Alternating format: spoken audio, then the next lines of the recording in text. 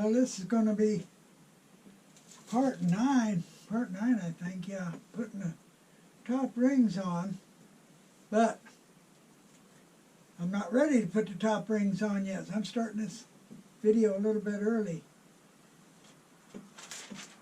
I got 2 more rings left to put on, and what happens a lot, I run out of stock. So I got to make me 4 more pieces of stock to finish the last 2 rings. It's more than enough. It's way more than enough. The ring I just put on, the segments are only this big. The diameter's getting small and the segments are getting really small. So, what I'm going to do is go ahead and make some more stock, put the last 2 rings on, and then we'll talk about putting the top rings on. I got the last open segment on, open segment ring. Time to put the top on. I'm going to do just like the bottom in reverse. I'm going to put a thin purple heart. Then I'm going to put a real thin maple. And then I'll put a purple heart on top of it. And just like the bottom, I'm going to use the 16 segment ring on top. 16 is 1/2 of 32, so the joints will fall on every other segment. It'll be okay. So I'm going to go ahead and take this, cut 16 segments. I had to put a extra open segment ring on it to get the pattern to stop where I wanted, so the top's just a little bit smaller than what I planned on. So this ring's going to be about 5 1/4 inch in diameter. 5 1/4 inch diameter in 16 segments. 1.0443. 1.045, close enough. So I'm going to go ahead and cut 16 segments of this to start with. I got my 16 segments cut, and I actually sanded the sides of them just lightly, very lightly. I always do that. You can see in my other videos. And I dry clamp them and make sure there are no gaps anywhere. I got my system tuned, so usually there are no gaps. Once in a while, though, wood will fool you. Then I'll have to adjust one. And of course I'm using my rope clamp, actually 40-pound cord clamp. Much better than band clamps, I guarantee you that. I got a video on how to make that in my, just look at my videos, one of my earlier videos. So, I'm going ahead and do this one up. Let me check the diameter of it just to be sure. I know it's right, but check it and be sure. Yeah, 5 1/4, right on time. So, I'm going to go ahead and glue this one up. The purple heart ring is dried for 15 minutes, and I flatten one side. That's all I need, one side flattened. After I get it glued on, I'll turn and flatten this side. That's much easier that way. What I'm going to do is mount it in the coal jaws, put my live adapter, it's a live adapter, straight from Penn State, on the back of the coal jaws. Put the live adapter on the back. Now I'll put it in the tailstock, bring it up and glue it. Live adapters on the coal jaws. Mount this in the coal jaws.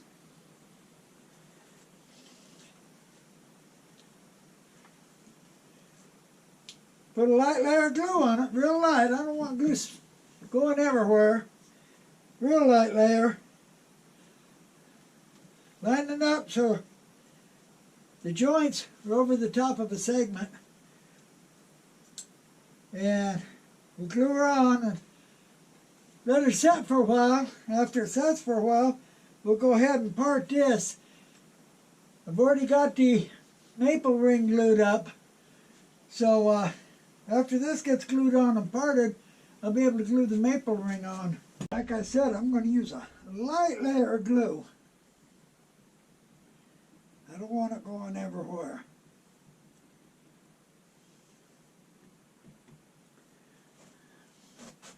See how that is.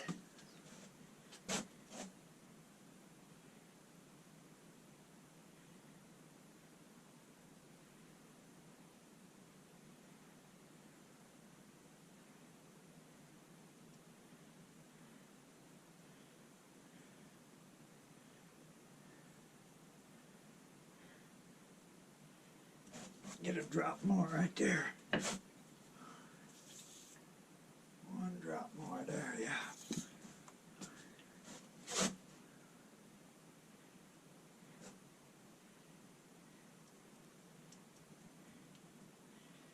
Okay.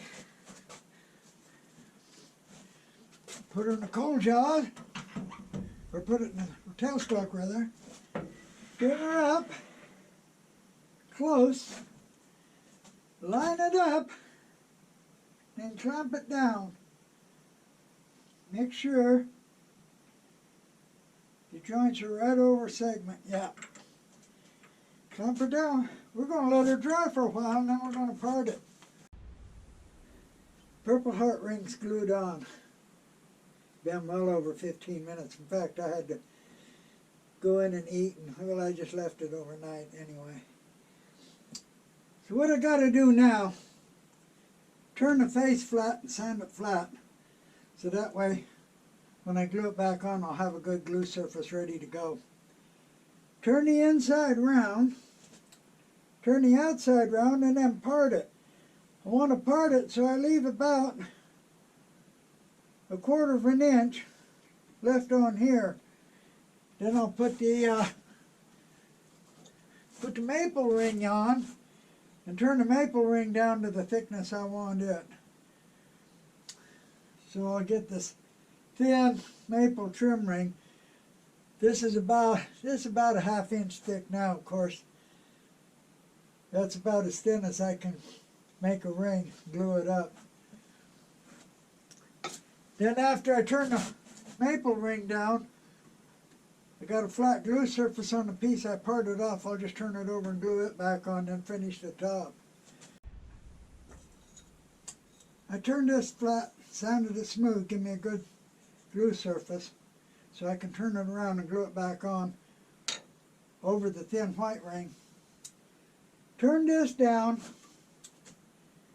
Finish turning the inside here. All the open segments been turned and sanded and finished. Sanded this flat and smooth. Now I gotta glue the maple ring on. Maple ring, like I said, is pretty thick. After it gets glued on, I'm gonna have to turn it down as thin as I want it. But in the meantime, can I get any glue out of this thing? I guess I can. Need to clean the nozzle, I guess. Ah!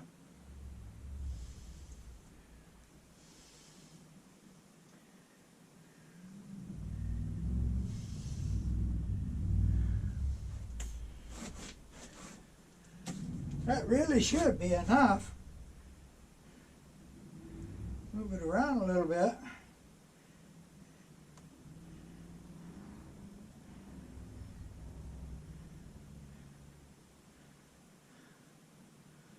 Oh yeah, yeah.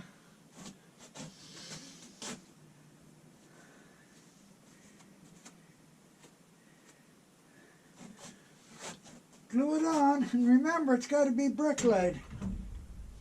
That means that the joints on the 2 rings got to be offset. Okay, line this up.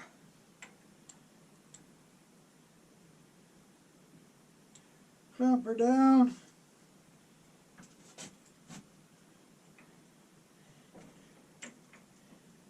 Clamp her down, we'll let her set.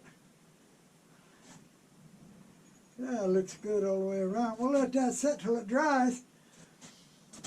Then I'll thin it down, sand it flat,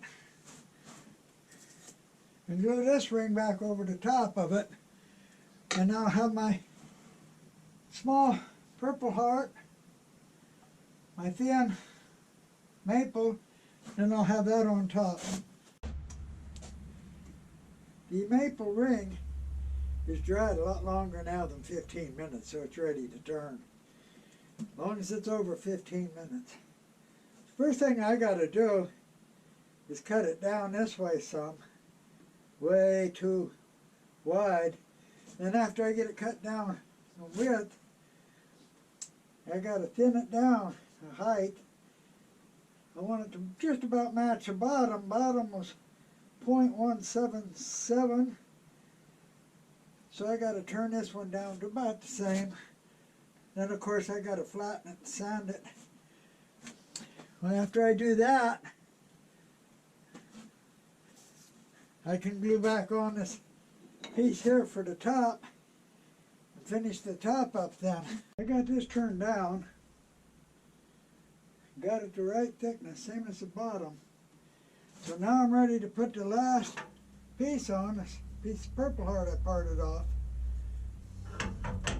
And these last three pieces are all put on so they're brick laid. That is, the joints don't line up. The joint on this piece falls between the joints on the bottom piece, and the joint on this will fall between the joints on the maple. So that gives me long grain glue up across the joints. It'll make the top really strong, which of course is what I want. Now if I can get some glue out of this thing.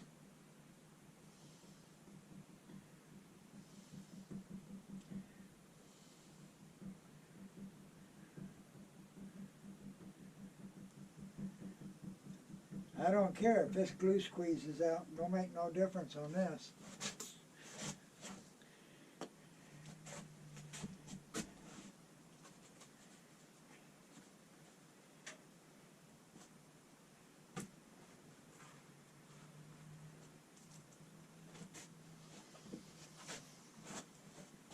So, spread the glue around a little bit.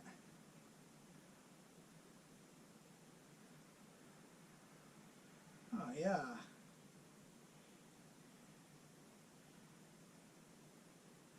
Get it spread up here good.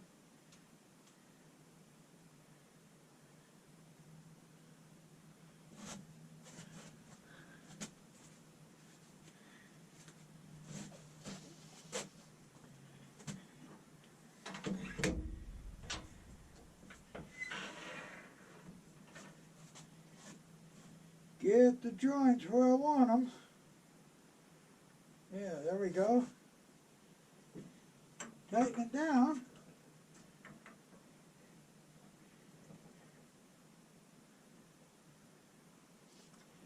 Let it sit for at least 15 minutes. We'll be ready to finish turning the top. Well, it's been over 15 minutes. Actually, it's been about 30. The squeeze out here is still wet. See it right here. Squeeze out still wet.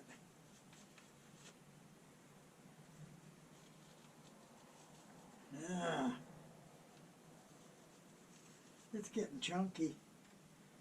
Still wet in here too, probably. Let me see inside here. Oh yeah, yeah. Big goobers coming out of there, yeah. That's okay. I'm going to go ahead and turn them. It ain't going nowhere. I got to turn the inside, and I got to shape the edge, because the next thing I'm going to do is turn the outside. And to turn the outside, I'm going to put it between centers. So I got to get the edge shaped, because I can't get to it when I put the cone on it.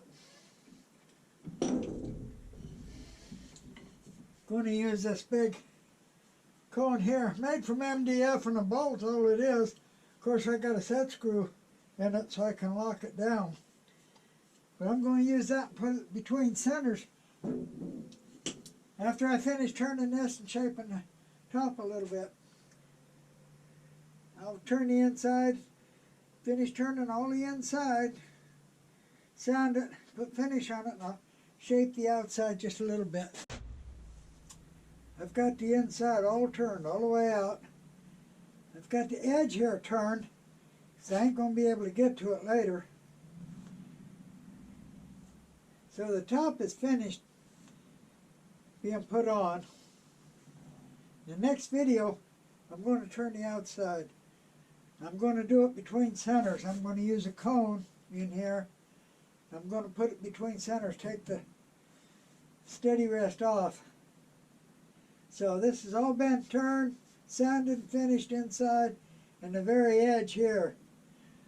So that's going to be the end of this video.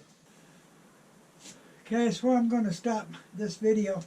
I got the top on, got the trim ring. So with the bottom ring, the trim ring, and then the top ring, I've got 3 rings on it. And the joints are offset, brick laid they call it, which gives it great strength. So the top now is not only hardwood, it's strong also. I finished the inside, finished just the edge of the top. And so my next video, I'm going to turn the outside. And I'm going to do it between centers. So that's the end of this video, and I appreciate all who watch it, and I really appreciate those that subscribe. If you haven't subscribed yet, be sure and do it. And I thank you, and come back and see the next video. We're going to turn the outside.